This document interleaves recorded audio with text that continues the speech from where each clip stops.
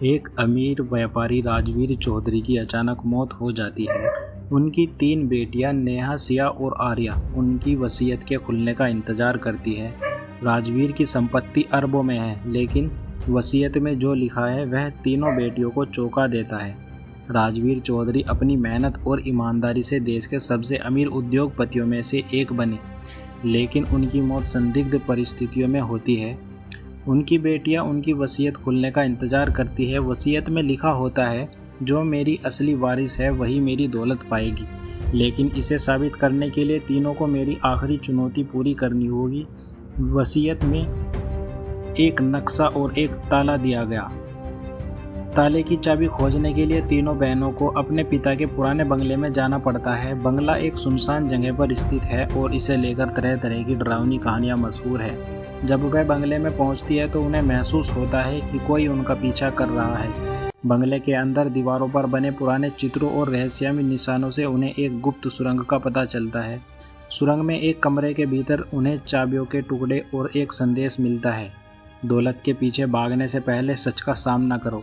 सुरंग में उन्हें पिता के पुराने दस्तावेजों, तस्वीरें और पत्र मिलते हैं जो यह संकेत देते हैं कि राजवीर चौधरी की जिंदगी में एक और महिला थी, जिससे उनकी शादी पहले हो चुकी थी। तीनों बहनों को संदेह होता है कि उनकी कोई और बहन भी है। नेहा, सिया और आर्या अब आपस में शक करने लगती है, क्या वे असली बहन हैं? आर्या सबसे ज़्यादा शांत और अजीब व्यवहार कर रही होती है। नेहा और सिया को शक होता है कि आर्या कुछ छुपा रही है। वे चाबी के दूसरे हिस्से की खोज में पिता के ऑफिस जाती हैं। ऑफिस में उन्हें एक सीक्रेट लॉकर मिलता है। लॉकर के अंदर एक पुराना वीडियो टेप है।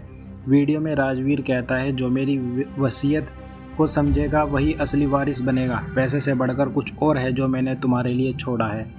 तीनों बहनें चाबी के सारे टुकड़े जोड़कर वसीयत का ताला खोलती है।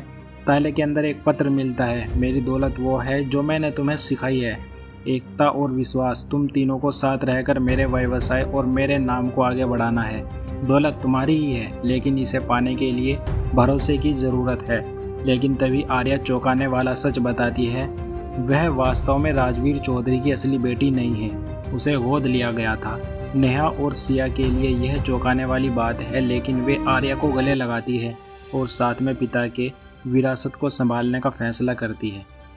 जैसे ही वे वसीयत का रहस्य सुलझाती है, उन्हें पता चलता है कि उनकी संपत्ति को हथियाने के लिए कोई करीबी व्यक्ति साजिश रच रहा है।